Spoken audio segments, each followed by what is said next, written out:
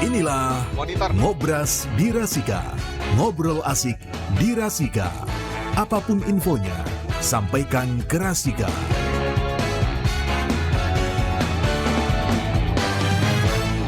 Assalamualaikum warahmatullahi wabarakatuh. 88.9 FM Rasika Pekalongan untuk kita semua. Selamat siang kawan Rasika. Hari Jumat seperti biasa, Bagus AA hadir di Berpalekat berbicara santai, berbicara pemilu santai lebih dekat ya. Tentu saja bersama KPU Kabupaten Pekalongan. Dan untuk siang hari ini sudah hadir di studio salah satu komisioner dari KPU Kabupaten Pekalongan, yaitu Mas Fathudin. Beliau adalah divisi atau kepala divisi hukum dan pengawasan dari KPU Kabupaten Pekalongan. Selamat siang Mas Fat. Ya, siang Mas Bagus. Iya, kita libur kemarin ya, harusnya kemarin, tapi sekarang baru on air. Tapi nggak masalah betul. ya, Siap. karena ada musim pancaroba plus musim kawin. Dzulhijjah memang banyak yang kawin, Mas. Iya, ini fenomenanya rada-rada bergeser. Kalau tahun-tahun sebelumnya itu banyak musim nikah itu di Syawal. Ya, betul. Tapi kemarin Syawal agak sedikit bisa bernapas lega, tapi bertubi-tubi nafas tidak bisa berhenti itu di sini, di kemarin itu ya. Oke kawan, kita akan berbincang terkait dengan kepemiluan, dan tema siang hari ini bersama Mas Fathudin adalah pendalaman peran hukum dan pengawasan. Dan nggak terasa ini sudah musim atau sesi keempat ya, Iya, seri keempat ya. betul. Waduh, ini ternyata cukup lama dan panjang kalau Oke. misalnya dikulik lagi Iya. terkait pendalaman peran hukum dan pengawasan. Mas Fat, Mm-mm. jika bicara tentang divisi hukum dan pengawasan di KPU, apa sebenarnya tugas utama yang paling sering belum dipahami masyarakat? Oke. Karena apalagi sekarang ya, Mm-mm. tahapan pemilu masih Belum lama, tahapan paling gitu cepat ya. 2027, Mm-mm. 26 aja belum selesai Ya. gitu kan. Apa sih Mas sebetulnya Mas? Oke. Banyak masyarakat memang belum mengetahui terkait dengan tugas divisi hukum. Mereka tahunya hanya adanya sengketa, Iya. adanya masalah-masalah hukum saja. Tetapi paling tugas luas lagi iya. coblosan. Iya. Saat itu kita harus ngecek betul. Tetapi tugas kami itu sebetulnya lebih luas. Yang Oke. pertama adalah memastikan seluruh tahapan itu berjalan dengan lancar. Baik. Kemudian yang kedua, sesuai aturan. Itu Oke. yang penting juga. Jangan sampai lancar tapi tidak sesuai dengan aturan. Nah. Itu memunculkan friksi-friksi ataupun kemungkinan-kemungkinan yang bisa menjadikan itu sengketa. Betul. Jadi kita mencegah itu. Iya, harus sesuai tahapan dan Betul. tidak lompat gitu ya. Betul. Kemudian yang kedua, kita melaksanakan evaluasi internal. Baik. Internal di KPU sampai jajaran sampai KPPS itu kita evaluasi betul, kita laksanakan pengawasan betul agar mereka itu melaksanakan tugas pokok dan fungsinya sesuai dengan regulasi yang ada. Oke. Integritasnya mereka harus terjaga. Kemudian hal-hal profesionalitasnya juga harus terjaga. Itu kita betul-betul laksanakan pengawasan secara betul agar mereka itu profesional, netral dan akuntabel, Mas. Oke. Dari secara aspek hukum dan pengawasan menjadi salah satu pilar penting ya, Iya. dalam menjaga kualitas demokrasi dan penyelenggaraan pemilu. Ini bisa dikatakan seperti apa, Mas? Oke. Karena pemilu atau pilkada itu kan hanya bukan ansih coblos saja, Mas. Oke. Iya, kita harus menyiapkan seluruh prosesnya dari awal sampai dengan akhir agar tidak terjadi permasalahan yang muncul. Karena begini, kalau dulu mungkin yang diajukan sengketa itu ada di masalah jumlah suaranya. Oke. Jumlah suara ini A berapa, B berapa. Tetapi sekarang lebih kepada bagaimana sampai dengan proses pencalonannya. Oh. Bagaimana pemilihan daftar pemilihnya rigid Oke. atau tidak. Jangan sampai ada dalam tanda kutip ada masalah-masalah ketika daftar pemilihnya ternyata ini belum masuk dan sebagainya. Kemudian saat pencalonan, apakah ini sudah sesuai dengan peraturannya atau belum? Oke. Ada hal-hal yang tidak dilampirkan atau tidak dan sebagainya. Hal-hal itu menjadi permasalahan yang tidak hanya pilkada atau pemilu itu hanya ansis nyoblosnya saja, bukan itu. Betul. Jadi kompleks sekali ya Iya, pengawasannya betul. ya. Iya. Tahapan tidak boleh loncat, Nggih. harus sesuai, Iya. terus juga dari A sampai Z betul-betul dipahami ya. Iya, betul. Nah, sekarang kalau misalnya yang terakhir itu berarti pelaksanaan pemilu itu di 2024 ya. Ya, betul, 2024. Apa ini setelah pelaksanaan pemilu dan pilkada kemarin di 2024, pelajaran hukum apa yang paling berharga bagi KPU Kabupaten Pekalongan, Mas Fat? Iya, menurut saya pelajaran terpenting yang kita dapatkan terutama itu adalah satu, penelitian administrasi itu harus kita detail betul. Mm-mm. Jangan sampai ada permasalahan yang muncul terkait dengan pencalonan misalkan. Oke.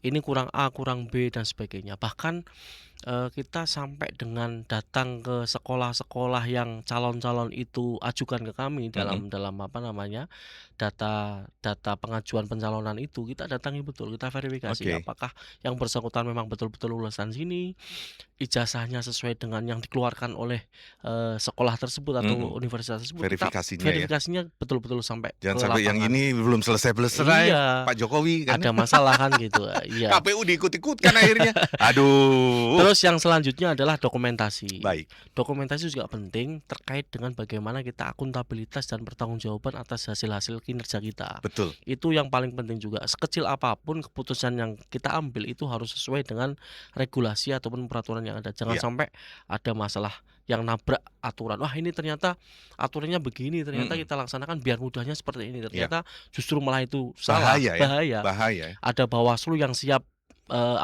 melaksanakan pengawasan eksternal kepada kita. Oh, ternyata ini KPU-nya misalkan tidak integritas, tidak profesional, tidak sesuai dengan peraturan kan juga masalah. Jadi emang nanti. luas ya berarti. Iya, betul. Kelihatannya sih santai ya bagian Iya. divisi hukum dan pengawasan gitu Iya. ya. Tapi ternyata membutuhkan waktu dan pikiran Iya, yang banyak betul. ya. Makanya sering saya sampaikan bahwa divisi hukum itu selimut. Mm. Selimut itu kadang-kala tidak kelihatan, Iya, tetapi pengaruhnya besar untuk bagaimana Betul. menjaga kualitas tidur kita kan betul. begitu. Ibaratkan kita kedinginan tanpa selimut gak bisa betul. tidur Iya, akhirnya. betul. Karena ternyata ini jendela belum ditutup. Iya, iya. Oh, pintunya terbuka. Betul. Dan divisi pengawasan dan hukum dan pengawasan ini fungsinya seperti itu ya. betul. Memastikan semuanya baik-baik saja. Iya. Kalau dalam setiap tahapan pemilu, Mas, bagaimana KPU memastikan seluruh kebijakan dan keputusan yang diambil itu tidak bertentangan dengan peraturan dan perundang-undangan? Ini kan berarti dari pusat ke daerah, daerah ke kabupaten kota sampai mungkin titik TPS ya. Iya, sampai Pengawasannya. KPPS KPPS. harus sama. Oke. Jalurnya harus sama. Satu linier. Satu linier. Nggak boleh melentang sedikit Nggak pun. boleh ada pemahaman yang berbeda Nah, itu. atau menyelisihi daripada peraturan yang ada. Yang susah pemahaman Nah, kadang. begitu. Nah, itu. Makanya begini, kita harus memahamkan diri dulu terkait Oke. dengan regulasi yang ada. Kemudian misalkan ada hal-hal yang mungkin dirasa ada pemahaman yang multi interpretasi, Mm-mm. maka kita harus koordinasi dengan tingkat atas kita. Oke. KPU provinsi ataupun sampai dengan KPU RI. Bahkan kita pernah memberikan surat kepada KPU provinsi mencari informasi terkait masalah yang dulu dikatakan siapakah itu pejabat Oke. negara. Nah, itu Ya. kan pejabat negara tidak boleh tidak boleh melaksanakan kampanye dan sebagainya, harus mundur atau Iya. cuti dan Iya, sebagainya. caranya seperti apa Pertanyaannya kampanyenya? kan muncul dari arus bawah, DPR itu pejabat atau bukan? Nah, Nah, selama kita ini kadang sampai ke ikut-ikutan. sana. Nah, kita sampai ke sana, bahkan kita sosialisasi kepada Oke. DPR bahwa yo panjenengan itu pejabat negara. Jadi, Masuk kategori pejabat iya, negara ya negara. legislatif ya. Yang ketika turun ke ke dapil terkait dengan sosialisasi ataupun kampanye, itu harus menanggalkan atribut kenegaraan yang ada. Betul, betul. Begitu. Tidak boleh pakai transportasi dari Pemda. Misalnya plat merah lah yang Plat paling merah gampang. nggak boleh lah, Saat iya. kampanye kita datang tapi menggunakan Iya. plat merah itu nggak boleh Nggak ya. boleh, betul sekali. Itu begitu kita ya. sampaikan saat Oke. koordinasi dengan DPR. Karena Oke. ada pertanyaan itu. Tapi selama ini dengan koordinasi sampai detik inilah ya, Ya. walaupun tidak ada tahapan pemilu, koordinasi dengan wilayah provinsi sampai pusat itu KPU sendiri masih menjalankan terus, Mas? Terus setiap hari itu kita selalu ada Zoom walaupun Wow, sekali lagi. tidak makan kegiatannya gaji Zoom. buta berarti ya? Tidak makan gaji buta. Selama ini Senin- masyarakat tahunya Iya. KPU itu kalau 5 tahun pekerjanya hanya Iya, setahun betul. gitu kan. Yang 4 tahun itu makan Iya, gaji buta itu Betul. gitu kan. Makanya sering kami sampaikan kepada teman-teman di sekretariat, tugas kita itu harus kita sampaikan di satu medsos, Ya. yang kedua story WA kita. Iya, biar mereka tahu Biar ya. mereka tahu, biar masyarakat itu tahu bahwa tugas KPU itu tidak hanya ansih saat coblosan saja, Oke. tetapi sebelumnya pun harus. Ya. Misalkan saya contoh, di hari Senin itu kita apel pagi, Iya, setelah biasa itu ya. pleno bisa jadi sampai siang. Masa, Mas? Iya, Wah, mulai dari pagi jam 8:30 yang sampai siang. diplenokan apa saja, Mas? Satu, Kan belum mulai tahapan Iya, ini. Kok kita- santai saja. satu, kita mempersiapkan penyampaian dari setiap divisi yang ada. Oke. Misalkan di divisi SDM Sosili Parmas itu Ya. menyampaikan podcast kita ke depan seperti apa. Ya. Pendidikan pemilih ke SMP MTS kemarin yang sudah dilaksanakan, evaluasinya seperti apa, yang ke depan harus bagaimana. Jadwalnya kan masih panjang itu, masih berapa puluh sekolah yang harus kita datangi. Kemudian misalkan divisi hukum misalnya menyampaikan informasi terkait dengan hasil kami sesuatu. Kami sesuatu itu ada Zoom-nya tiap mulai pagi jam 10 sampai jam 2 siang kadang-kala begitu. Materinya apa? Beberapa mengulik terkait dengan putusan MK. Kemudian ada lagi terkait yang kemarin baru itu adalah zona integritas, bahwa KPU itu konsen terkait dengan zona integritas terkait masalah tanpa ada gratifikasi dan sebagainya. Itu kita laksanakan betul. Jadi setiap minggu itu kita melaksanakan pleno terkait dengan kegiatan-kegiatan yang telah kita laksanakan, yang akan kita laksanakan 1 minggu yang akan datang. Itu wajib kita pleno, Mas. Bahkan kemarin gitu di ya? provinsi, Segitunya ya? Tapi provinsi. work from home masih ada? Dalam? Work from home? WFH itu berarti khusus yang staf itu di hari Jumat ini. Tapi kalau komisioner enggak? Berarti untuk yang eselon 3 dan komisioner tidak. Jadi begitu, Mas. Termasuk kemarin provinsi itu di hari Selasa minggu kemarin itu memberikan memberikan pembinaan kepada kami.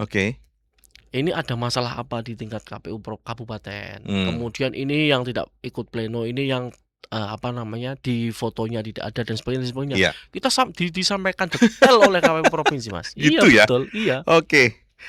Mas Fat, kalau seberapa sering sih regulasi pemilu itu mengalami perubahan dan bagaimana KPU khususnya Kabupaten Pekalongan menyesuaikan diri agar tidak terjadi kesalahan dalam implementasinya? Untuk peraturan terkait dengan pilkada maupun pemilu, terutama pemilu ya. Pemilu itu kan kemarin sangat dinamis. Kita pencalonan ini umurnya 40 tahun sekian misalkan. Kemudian ada challenge di MK. Bisa turun karena yang bersangkutan pernah menjadi gubernur, wali kota dan sebagainya lah begitu ya. Syaratnya seperti itu. Dan KPU harus mengeluarkan putusan ataupun PKPU terkait dengan hal tersebut. Jadi kita langsung turunkan kepada masyarakat, kepada alur bawah kita bahwa putusan-putusan yang seperti itu memang sebuah keniscayaan. Karena saking dinamisnya pemilu pilkada itu. Bukan dinamis lagi, Mas, playon. Kemarin itu 2020 iya, betul. Itu karena memang pemilu lanjut pilkada, Mas. Ya. Kalau misalnya dinamis masih jalan ya. Iya. Tapi kalau itu sangat dinamis. Sangat dinamis dan ini regulasinya playon saya bilang. Kadang yang melaksanakan sendiri mungkin terkaget-kaget. Iya betul. Loh kok ternyata kemarin gitu. Masih A, kemudian yang mulai 2, 3, 5, 9 harus B. Itu bahkan kan nggak cuma masalah. B, C, D. Betul. Maka kita sosialisasi itu harus intensif. Kemudian koordinasi kepada LO terutama. Kan, mereka kan misalkan poin yang kemarin A, kemudian harus ada perubahan di B, itu kan kita harus sosialisasi, koordinasi dan sebagainya. Agar seluruh jajaran itu memahami setiap perubahan aturan yang ada. Jadi kita tidak boleh menggunakan aturan yang lama, kemudian meniadakan peraturan yang baru. Justru itu kan masalah juga ketika itu kita tidak up to date, kita tidak sesuai dengan aturan yang terbaru. Itu kan kita akan menjadi masalah ketika itu dilaksanakan kan. Baik, kita akan break dulu sebentar. Kita akan melanjutkan lagi bincang-bincang kita masih terkait dengan KPU Kabupaten Pekalongan yang siang hari ini menampilkan membawa tema pendalaman peran hukum dan pengawasan sesi yang keempat atau seri yang keempat ya. Kita sudah berbicara terkait itu sudah keempat kalinya hari ini. Kita break dulu, kita simak pesan-pesan berikut ini. Rasika FM.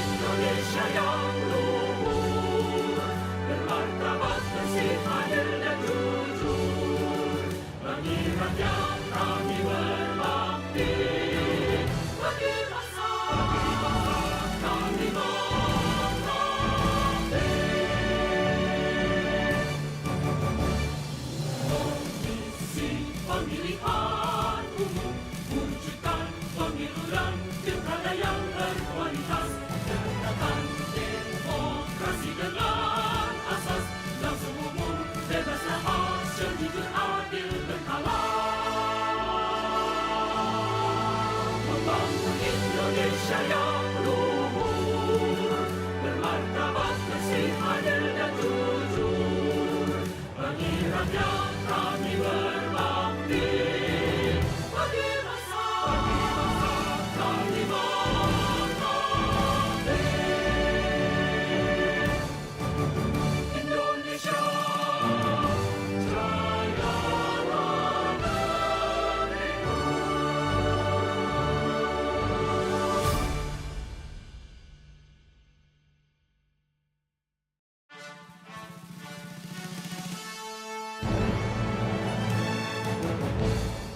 Komisi Pemilihan Umum, wujudkan pemilu dan pilkada yang berkualitas, tegakkan demokrasi dengan asas langsung umum, bebas rahasia, jujur, adil, berkala. Membangun Indonesia yang luhur, bermartabat, bersih, adil dan jujur. Bagi rakyat kami berbakti, bagi bangsa kami mengabdi.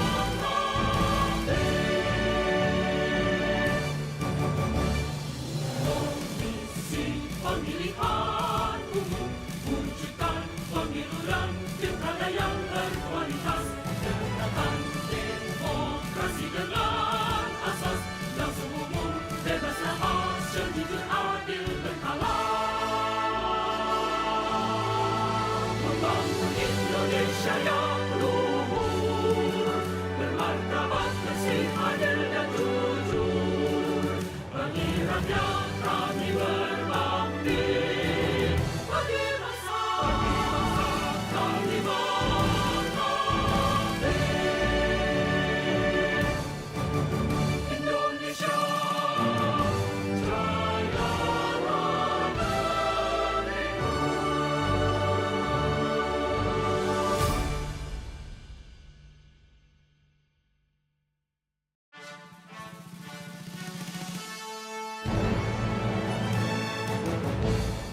Komisi Pemilihan Umum, wujudkan pemilu dan pilkada yang berkualitas, tegakkan demokrasi dengan asas langsung umum, bebas rahasia, jujur, adil, berkala. Membangun Indonesia yang luhur, bermartabat, bersih, adil dan jujur. Bagi rakyat kami berbakti, bagi bangsa kami mengabdi. Komisi Pemilihan Umum, wujudkan pemilu dan pilkada yang berkualitas, tegakkan demokrasi dengan asas langsung umum, bebas rahasia, jujur, adil, berkala. Membangun Indonesia yang luhur, bermartabat, bersih, adil dan jujur. Bagi rakyat kami berbakti, bagi bangsa kami mengabdi. Indonesia Jaya Negeriku.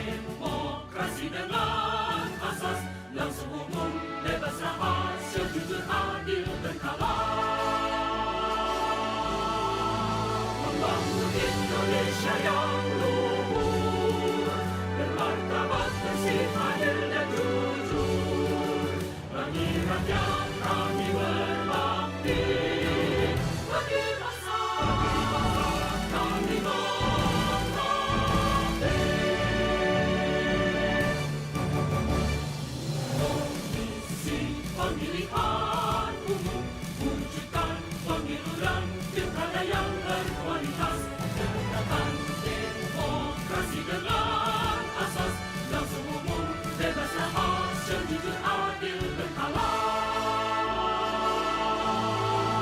membangun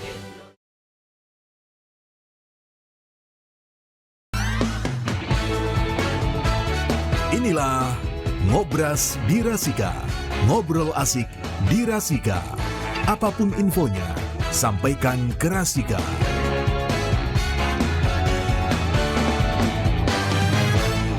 Baik kawan Rasika, kita lanjutkan lagi berpalekat berbicara pemilu santai lebih dekat bersama KPU Kabupaten Pekalongan dan Rasika FM. Dan tentu saja masih bersama Mas Fathudin, beliau Kadif atau Kepala Divisi Hukum dan Pengawasan KPU Kabupaten Pekalongan. Dan temanya masih tentang pendalaman peran hukum dan pengawasan seri yang keempat atau bagian yang keempat ya. Karena ini memang panjang dan lama ya. Oke, Mas Fat, langsung saja nih. Ketika muncul aturan baru yang dinilai membingungkan oleh penyelenggara di tingkat bawah, bagaimana mekanisme KPU Kabupaten Pekalongan sendiri secara khusus atau secara umum KPU ya memberikan kepastian hukum? Oke, kita laksanakan koordinasi berjenjang, Mas. Mulai dari KPU RI turunnya seperti apa sampai dengan provinsi, kita telaah betul, kemudian kita turunkan sampai dengan tingkat KPPS. Misalkan itu sampai dengan masalah misalkan bagaimana mencoblos yang sah ataupun yang lainnya. Ketika hanya prosesnya itu hanya sampai di tingkat KPU kabupaten, misalkan terkait dengan pencalonan dan sebagainya, ya kita turunkan dengan LO yang ada, partai politik yang mencalonkan kan gitu. Jadi hal tersebut bisa menjadikan satu garis yang sama, pemahaman regulasi yang dikeluarkan oleh KPU RI. Kemudian mungkin juga surat edarannya kepada kami, bahkan kepada Bawaslu pun kita koordinasi betul. Misalkan ini mungkin mereka masih mempunyai pemahaman bahwa ini harusnya seperti ini. Ternyata ada perubahan seperti ini, kita sampaikan agar tidak terjadi miskomunikasi ketika masalah-masalah yang muncul nantinya begitu, Mas. Jadi tidak ada nggak ada A plus atau amin gitu. Tidak ada. Bahaya malah repot ya. Ada nggak sih Mas, ada keputusan pernah nggak ada keputusan KPU yang digugat atau dipersoalkan oleh peserta pemilu dan bagaimana prosesnya proses penyelesaiannya? Oke, dalam sistem demokrasi di Indonesia itu memang keputusan KPU itu bisa diuji dan dipersoalkan melalui mekanisme yang tersedia. Misalkan di di MK ataupun di pengadilan yang ada terkait dengan putusan-putusan KPU. Hal itu terjadi. Jika hal itu terjadi, itu KPU akan mengikuti seluruh proses sesuai dengan yang ada.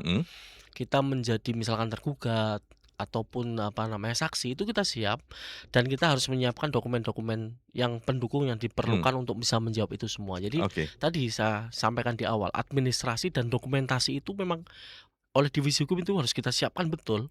Misalkan ketika kita mengambil keputusan A, itu kita sudah tahu ini aturannya seperti apa. Kemudian pendukung dokumentasi A itu harusnya apalagi, misalkan berita acara, kemudian naskah not tulis rapat, kemudian hal yang lainnya. Misalkan sebagai contoh kemarin saat kampanye itu kan di Semarang itu rame. Kenapa tidak ada closing statement? Nah, itu kan. Waktu debat ya. Waktu debat yang di Semarang. Ternyata kan kita sudah pernah menyampaikan kepada LO masing-masing bahwa sampai dengan penyampaian yang terakhir mereka tidak ada closing statement. Memang itu sudah disepakati di awal. Ketika ada yang rame ke KPU, kita sampaikan ini loh Pak berita acara. Oh iya betul ya kan gitu. Betul. Selain itu misalkan lagi ada permasalahan lagi, misalkan muncul, kenapa sih tim 1 dan tim 2 harus bergantian kampanyenya sampai ke semuanya ke Kebon Agung semua gitu ya, hari finalnya Kamis dan Jumat ya kalau nggak salah itu. Betul. Kenapa kita harus Jumat dan hari Kamis? Sebelumnya kita sudah sampaikan bahwa itu selang-seling. Biar tidak terjadi gesekan lah ya. Gesekan. Kalau di lapangan ya. Bahasane wong Kalongan mek ngrasake Jumat kabeh, Mas.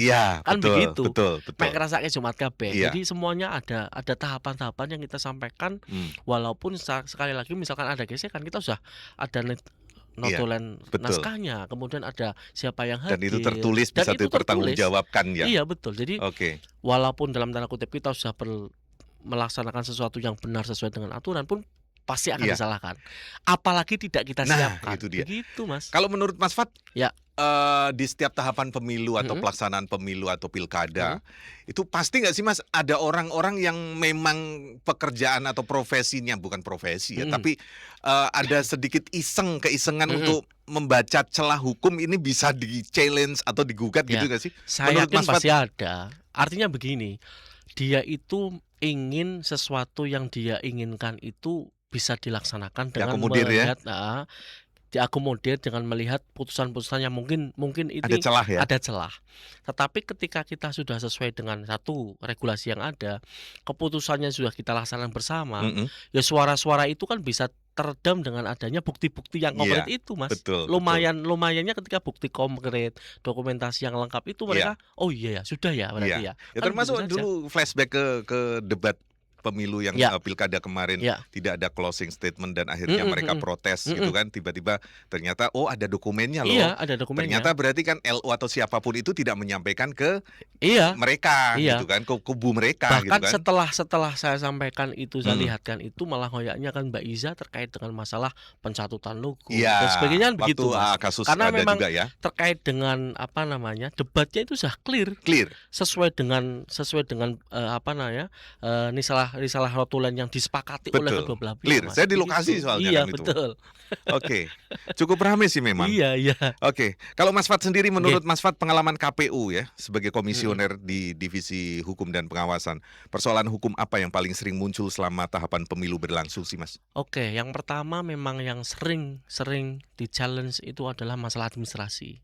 Oke, Kalau contoh nah, konkretnya. kalau yang dulu itu adalah masalah, jumlah suara, Oke. selisihnya. Ya, Kemudian bergeser ke masalah administrasi. Contohnya begini, misalkan di salah satu, tadi saya sampaikan di awal mhm, terkait masalah misalkan legalitas ini harus menggunakan SKCK, iya, ini dan sebagainya, ini sebagainya.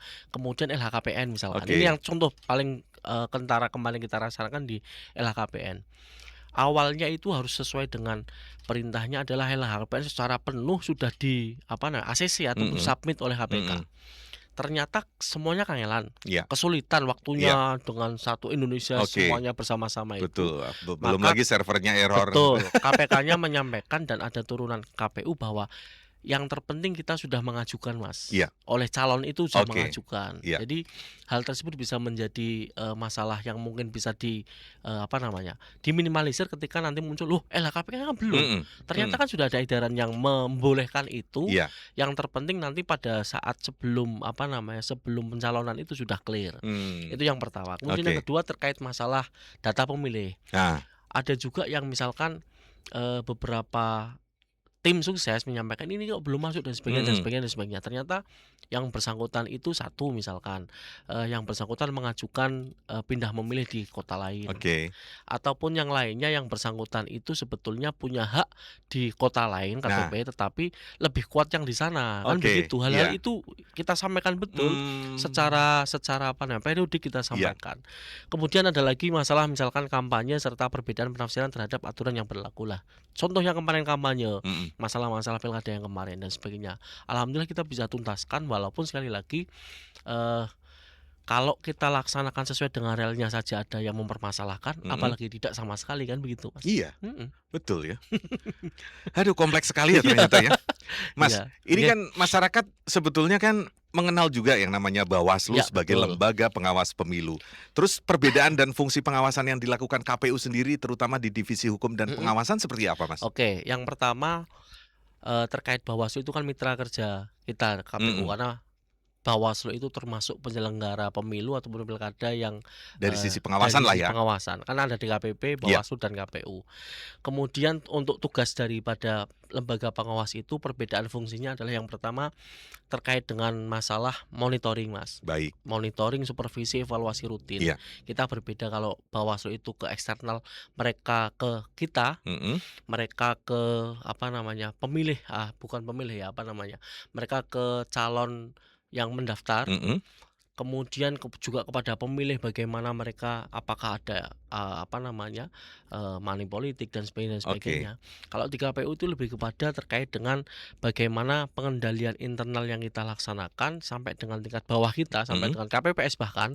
Kemudian tidak lanjut setiap laporan atau temuan yang muncul itu mereka masuk ke kami, kita tidak lanjuti seperti apa. Jadi perbedaannya itu mereka untuk Bawaslu itu untuk eksternal berarti mereka melihat ke KPU, tetapi KPU itu adalah melihat ke diri kita sendiri, Mas. Introspeksi diri ya. Internal kita. Karena kita tidak bisa bukan menjadi pengawas Bawaslu, Mas. Ya, betul. Gitu. Bawaslu bisa mengawasi KPU, kita, ya? Tapi kita tidak bisa menjadi pengawas Bawaslu. Betul. Iya. Oke. Terus sistem pengawasan internal KPU itu bekerja untuk memastikan seluruh jajaran penyelenggara tetap profesional dan netral. Ini bagaimana caranya, Mas? Oke, yang pertama Jangan sampai ini konsone DWKP ora apa-apa salah sithik gitu misalnya. Kita tidak membiarkan itu, Mas. Nggak membiarkan. Nggak membiarkan. Ya. Kita ada pengendalian internal. Misalkan yang bersangkutan tidak ikut pleno sampai dengan 3 kali berturut-turut, itu kita tegas harus copot, harus harus kita tuntaskan untuk SK pemberhentian. Nggak sampai 4, Mas? Enggak, 3 kali, Mas. Oh, di KPU lebih 3 bagus kali. KPU berarti daripada yang itu. 3 kali berturut-turut. Tapi yang itu lebih pinter, Mas. 4, 3 berangkat gitu. 3 libur, 4 berangkat gitu kan. Tapi kalau KPU enggak ya? Satu aja mungkin udah dipelirii ya. Iya, sudah. 1 kali misalkan begini, misalkan pleno itu langsung di dipelototi KPU ataupun BPPK yang 5 orang. Misalkan ada 1 orang yang tidak, itu kan otomatis dia menghambat kinerja 4 yang lain. Kecuali memang ada hal-hal yang tidak bisa ditinggalkan. Betul. Sakit ataupun hal-hal yang lainnya. Ada yang lain ya. Kemudian pengendalian internal itu setiap 1 bulan sekali kemarin di Pilkada kita meminta laporan untuk pengendalian internal dari PPK kepada termasuk kepada PPS. Mereka melaksanakan apa? Apakah plenonya rutin tiap minggu sekali? Kemudian apakah mereka ada yang alpa saat rutin pleno? Ada yang tidak bisa melaksanakan tugas secara itu kita bahkan ada penilaian 360 derajat, Mas. Ada. Misalkan begini, PPK itu kan 5 orang. Kemudian sekretariat 3 orang. 3 orang itu akan menilai 5 PPK. PPK akan menilai 4 PPK yang lain, ditambah 3 orang sekretariat. Apakah mereka kinerjanya baik atau tidak? Bahkan seperti dan itu tertulis. Mas. Itu tertulis, bahkan itu adalah perintah dari PKPU yang ada. Iya. Perintah PKPU. Kok ngeri ternyata. Bukan hanya di KPU Kabupaten Pekalongan, seluruh Indonesia sama. Seluruh Indonesia sama. Itu. Wah, gila ya juga ya ternyata ya. Dan ada penilaiannya, misalkan yang bersangkutan nilainya 80, 90. Kemudian misalkan aja 60, kita harus cross check kenapa ini 60. Pak, ternyata yang bersangkutan tidak hadir saat ini.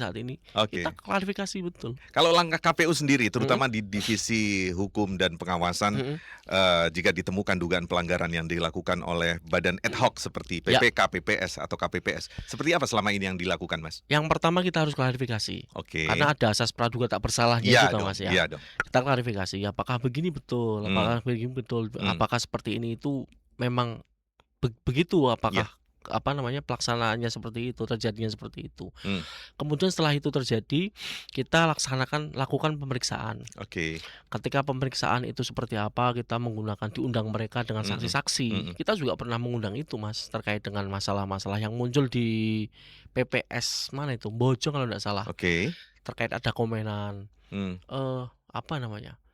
Kan di beberapa kabupaten kota ada yang sampai honor itu kan belum turun. Karena terkait masalah regulasi. Kemudian ada lagi yang terpenting kan mereka belum paham bahwa mereka itu diberikan honor itu pasca, kan begitu, 1 bulan pasca. Honor itu pasca pasti. Iya kan begitu. Jadi mereka ada yang setelah BIMTA kok kita belum dapat ini. Jangan-jangan ya karena di se-Indonesia ramai itu terkait dengan hashtag itu.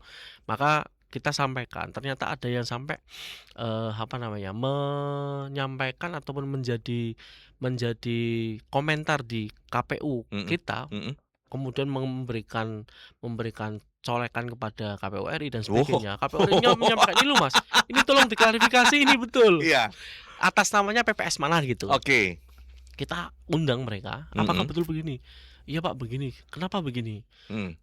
Karena kan takutnya beginilah, sampean kan sudah pernah ini. Ternyata kemudian mereka menyampaikan kami mohon maaf dan kami akan mencabut karena memang tidak terjadi seperti itu. Begitu. Iya. Selain kasus seperti itu ada nggak, Mas? Misalkan lagi terkait dengan ada yang misalkan PPK mundur. Oke. PPK mundur, itu kan kita Iya. juga klarifikasi kenapa mundur. Ternyata yang bersangkutan diterima kerja di kota lain misalkan, ya kan Oke. kita harus apa namanya, setelah Iya. pemeriksaan itu kita harus penelusuran fakta, ketika sudah clear ya berarti kita putuskan Iya. apakah pemberhentian ataupun hal yang lainnya yang Makanya saya kita perhatikan beberapa kali, loh kok ini ada pelantikan Ya, lagi? pelantikan Loh itu kok ada tiap bulan ya pelantikan? Mas ya, tiap Loh, bulan ini ya. banyak yang mundur ini. Iya, iya. Karena banyak hal ya. Betul, karena Baik. saat Juli kemarin ada yang mendaftar di mana, Iya. kemudian kita Baik. nggak bisa gondeli itu juga karena Iya itu sih mungkin memang. lebih apa nih ya, untuk Lebih penataan prospeknya lebih luas gitu ya. kan begitu. Baik, kita akan break dulu kawan. Kita akan melanjutkan lagi untuk sesi yang ketiga, sesi terakhir. Dan kita simak dulu pesan-pesan berikut ini. Rasika FM.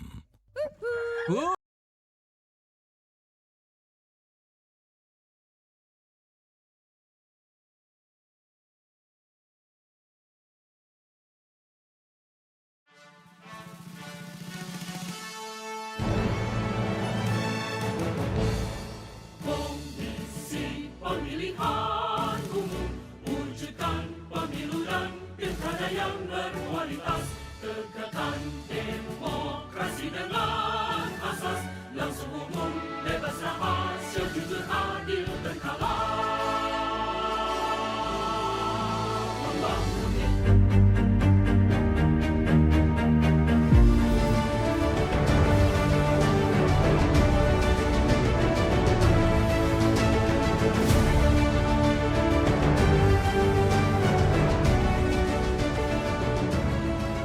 Sebagai penyelenggara pemilu, Komisi Pemilihan Umum memikul amanah besar, menjaga kepercayaan publik melalui penyelenggaraan yang jujur, transparan, dan berintegritas.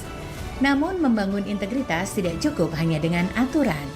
Diperlukan komitmen nyata dari pimpinan, menjadi teladan bagi seluruh jajaran.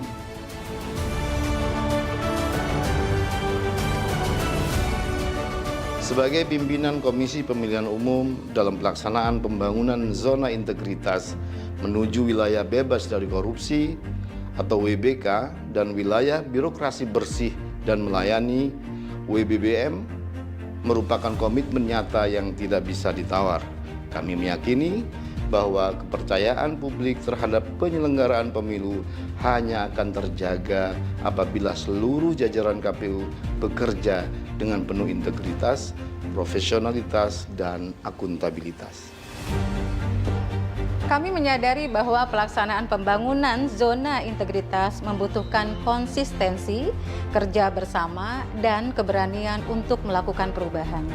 Oleh karena itu, seluruh jajaran KPU berkomitmen menghadirkan pelayanan publik yang lebih sederhana, lebih cepat, lebih responsif, serta memastikan setiap proses kerja bebas dari praktek-praktek korupsi dan penyimpangan. Kami percaya bahwa komitmen pimpinan adalah cara membangun budaya kerja yang bersih, melayani, dan terpercaya, sehingga KPU menjalankan mandat konstitusi dengan penuh tanggung jawab dan menjaga marwah demokrasi di Indonesia. Pembangunan zona integritas ini merupakan upaya kami untuk menjadi agen perubahan dalam penanaman nilai integritas dan keadilan di masyarakat, sehingga terbentuk budaya politik yang lebih sehat, rasional, dan partisipatif. Komitmen pimpinan bukan hanya dalam bentuk pernyataan, tetapi diwujudkan melalui keteladanan, konsistensi dalam pengawasan, dan keberanian melakukan perubahan yang berdampak nyata bagi organisasi dan masyarakat. Pembangunan zona integritas di Komisi Pemilihan Umum bukan hanya sebuah kewajiban administratif, tetapi merupakan bagian dari tekad kami untuk mewujudkan tata kelola kelembagaan yang transparan, akuntabel, dan berorientasi pelayanan. Kami memastikan setiap program kerja diarahkan untuk meningkatkan transparansi, memperkuat pengendalian intern, serta menghadirkan layanan yang lebih cepat, mudah, dan berkualitas bagi pemangku kepentingan. Hal ini sebagai bentuk adanya budaya kerja yang kompetitif, manajemen yang responsif, dan inovasi yang diterapkan dalam pemberian layanan. Melalui pelaksanaan pembangunan zona integritas ini, kami ingin menegaskan bahwa KPU terus berupaya menjaga kepercayaan masyarakat dengan menghadirkan birokrasi yang bersih, profesional, dan melayani. Kami yakin keberhasilan pembangunan zona integritas akan semakin memperkuat peran KPU sebagai lembaga penyelenggara pemilu yang mandiri, profesional, dan berintegritas.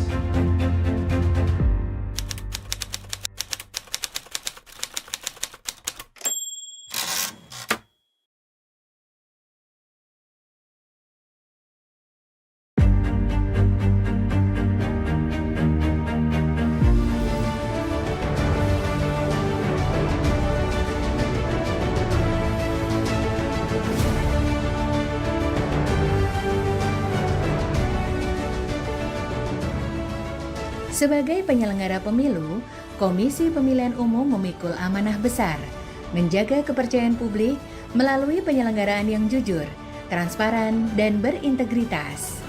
Namun membangun integritas tidak cukup hanya dengan aturan. Diperlukan komitmen nyata dari pimpinan, menjadi teladan bagi seluruh jajaran.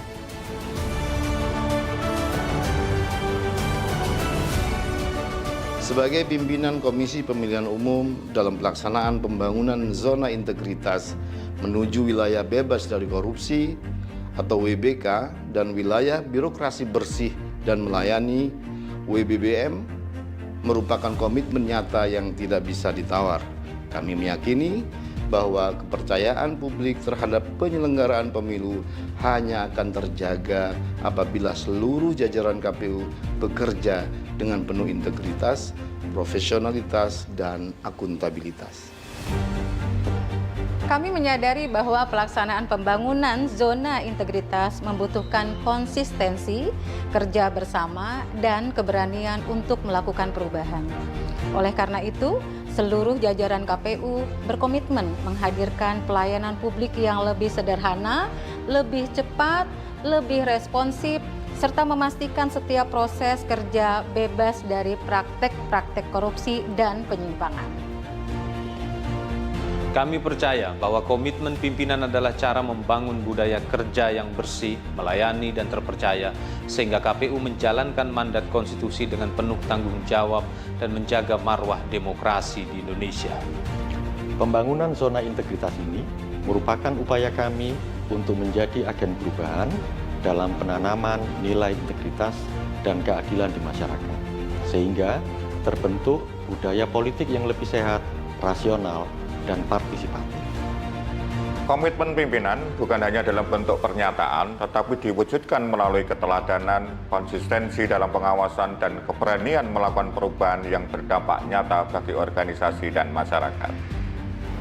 Pembangunan zona integritas di Komisi Pemilihan Umum bukan hanya sebuah kewajiban administratif, tetapi merupakan bagian dari tekad kami untuk mewujudkan tata kelola kelembagaan yang transparan, akuntabel, dan berorientasi pelayanan.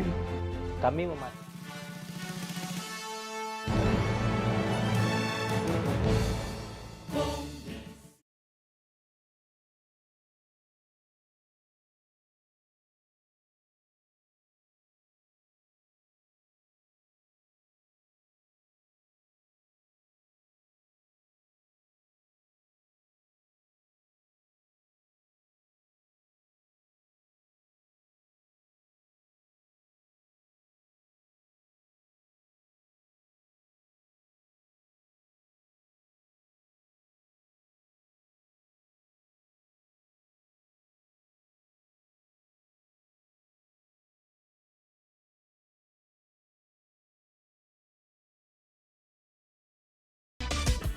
88,9 FM Rasika Pekalongan. Inilah Ngobras di Rasika. Ngobrol asik di Rasika. Apapun infonya, sampaikan ke Rasika.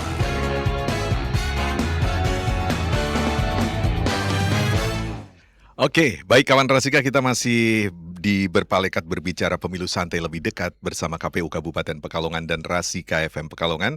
Kita masih di tema terkait dengan lebih mendalam terkait dengan pendalaman peran hukum dan pengawasan seri yang keempat. Dan sekarang kita akan masuk ke sesi terakhir, bagaimana terkait dengan era digitalisasi. Sejauh mana sih Mas teknologi dan digitalisasi membantu fungsi pengawasan di lingkungan KPU saat ini? Oke, terkait teknologi itu sangat membantu Mas. Oke. Terbukti mulai 2 bulan ini KPU sudah menggunakan TTE.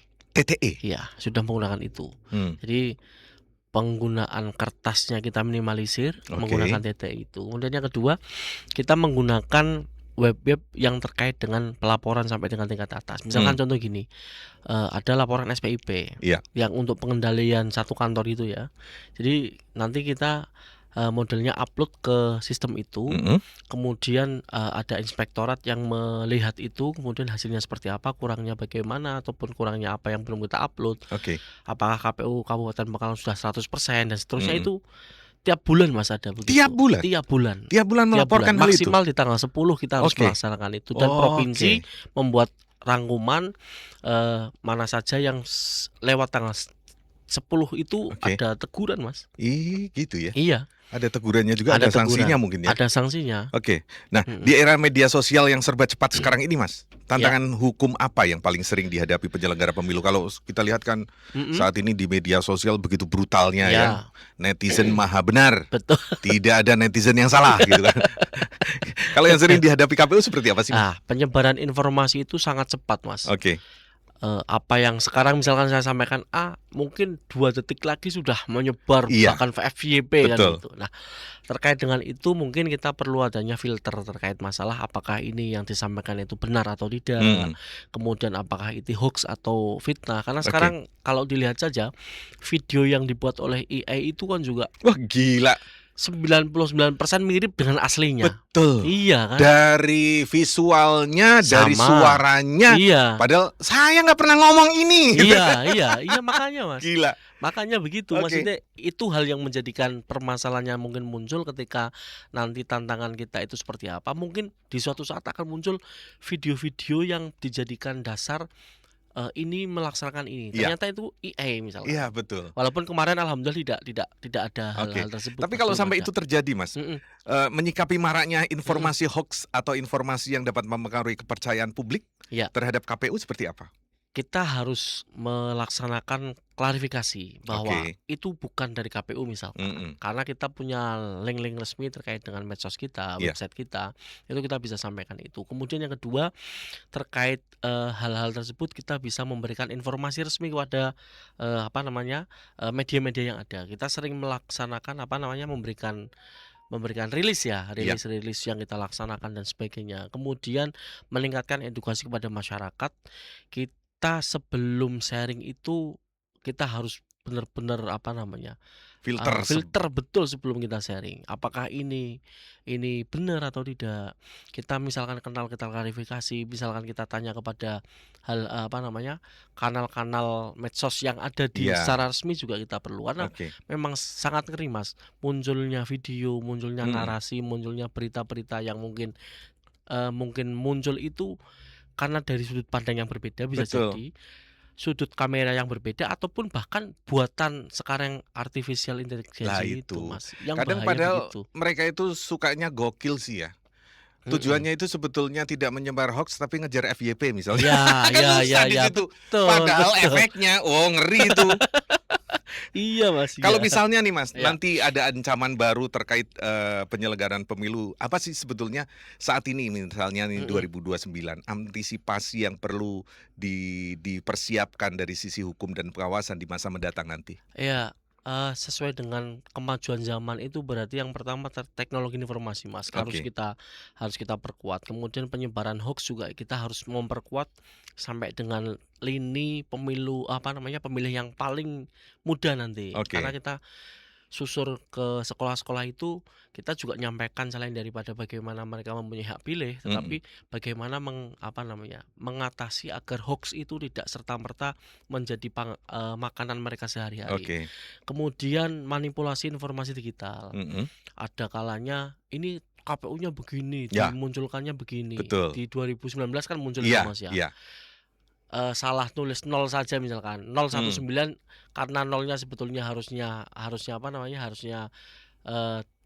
ditulis 19 ditulis nolnya dikasih di belakang Ya. dengan grafis-grafis yang sangat mirip dengan aslinya. Begitu Itu kan ya. juga menjadikan ternyata hal-hal itu harus kita kita harus mempersiapkan diri agar di 2027, 29, 28, 29 nanti itu bisa kita Antisipasi lebih dini ya. Ini yang betul seperti apa, yang salah seperti apa. Kemudian yang terakhir adalah meningkatnya kompleksitas terkait dengan sengketa yang ada. Oke. Tidak hanya ansih angka saja yang berbicara, sampai dengan pencalonan, data-data yang lain itu mulai dari proses itu semuanya bisa melihat apakah KPU melaksanakan secara baik, profesional, akuntabel atau tidak. Oke. Iya. Kalau misalnya nih Mas, terjadi konflik kepentingan atau tekanan dari pihak tertentu terhadap penyelenggara pemilu, Ya. apa mekanisme perlindungan yang dimiliki KPU sendiri? Kita kan ada kode etik, Mas. Oke. Jadi tadi penilaian 360 derajat itu kita laksanakan kepada bawah kita, bahkan kita sendiri di KPU.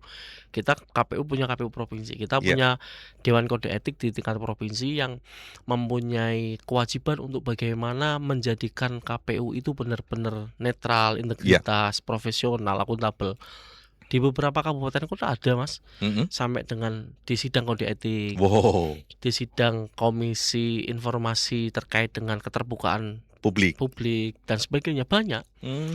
Tapi alhamdulillah di kabupaten kota tidak. Ada yang sampai dengan sengketa KIP itu banyak, Mas. Ada itu. Banyak di Tegal kemudian Sampai KIP? Iya. Hanya sebatas informasi yang mungkin mereka bilang mungkin ditutupi seperti iya, itu. Yang misalkan contoh yang masih kentara kan di Solo sama yang di Jakarta kan ya. Sampai dengan sidang Bonape 2 itu kan sampai persidang beberapa kali. KPU-nya juga harus dibawa. Apakah ini ya begitu dan seterusnya. Sebagian masyarakat masih menganggap bahwa pelanggaran pemilu itu seringkali tidak ditindak secara tegas. Bagaimana tanggapan KPU sendiri? Oke. Yang perlu kita sampaikan adalah bahwa pelanggaran itu punya mekanisme penanganan masing-masing, Mas. Ada kalanya itu adalah memang teguran secara ringan, lisan, kemudian ada SP2 dan seterusnya. Bahkan ada sampai dengan pemberhentian tetap terkait dengan itu. Bahkan pemberhentian tidak hormat juga ada. Artinya mereka yang diberhentikan dengan tidak hormat itu tidak bisa menjadi penyelenggara sampai kapanpun. Oh, langsung kartu merah selamanya seumur hidup sudah ya? Ada blacklist itu. Oke. Nicknya kan sudah ada di di pencalonan ketika kita mau maju menjadi KPU ataupun PPK itu kan pakai online itu, Mas. Jadi mereka tidak bisa menjadi penyelenggara sampai kapanpun. Itu yang perlu perlu diperhatikan. Sanksinya seumur hidup ya? Iya, betul. Kewenangan lembaga yang berwenang, yang terpenting seluruh proses ini dilaksanakan dengan aturan dan bukti yang ada. Kita tidak serta-merta menjustifikasi bahwa yang bersangkutan salah tanpa ada bukti, tanpa ada pemeriksaan yang kita laksanakan secara periodik dan juga terus-menerus begitu, Mas. Terus kalau misalnya indikator yang dapat digunakan masyarakat untuk menilai bahwa penyelenggara pemilu benar-benar bekerja secara independen dan akuntabel apa nih, Mas? Yang pertama, kita harus transparan dalam bekerja. Kalau saya sering sampaikan di apel itu, dalam tanda kutip, kalau dikatakan kita riak bekerja itu ya monggo. Karena kalau kita tidak nyampaikan di medsos kita ataupun di story WA kita dianggap tidak bekerja. Daripada dianggap tidak bekerja, maka apa yang menjadi tugas panjenengan itu tolong ditampilkan di WA pribadi panjenengan. Kemudian di medsosnya panjenengan, di medsos KPU. Jadi ketika ada yang bertanya, KPU ini sejauh ini bekerjanya seperti apa? Monggo. Cek website kami, cek medsos kami. Ada apa yang di situ? kita laksanakan tiap jam berapa dan sebagainya ada semua di situ. Itu sebagai transparansi kita dalam bekerja. Kemudian yang kedua adalah keterbukaan informasi. Yang menjadi persoalan di sini misalkan ada yang meminta, kemarin ada yang masuk ke PPID meminta ijazah salah satu calon dan sebagainya. Kemudian kita harus betul-betul layani mereka itu dengan sangat baik. Ada step-stepnya lah nanti terkait dengan itu. Kemudian kepatuhan terhadap aturan itu menjadikan bukti bahwa kita itu transparan dan juga penyelenggara itu independen, kemudian akuntabel. Yang terakhir adalah kemampuan bagaimana mempertanggungjawabkan aturan yang kita buat. Misalkan ada notulensi yang kita laksanakan bersama, jangan sampai dalam tanda kutip mencela-mencela. Ini kita sudah memutuskan A, ternyata kita kembali ke B atau bahkan itu dia. C. Kemarin kan muncul Mas. itu di medsos betul. Itu bubarkan saja. itu badan pengawas melu-melu gitu kan. Tuh repot ini. Saya no comment kalau itu. Oke Mas, yang terakhir. Jika diberi kesempatan memperbaiki satu hal dalam sistem kepemiluan Indonesia saat ini, aspek apa yang menurut Mas Fad paling mendesak untuk diperkuat dan mengapa itu? Menurut saya yang paling penting dan mendesak itu adalah masalah penyederhanaan regulasi.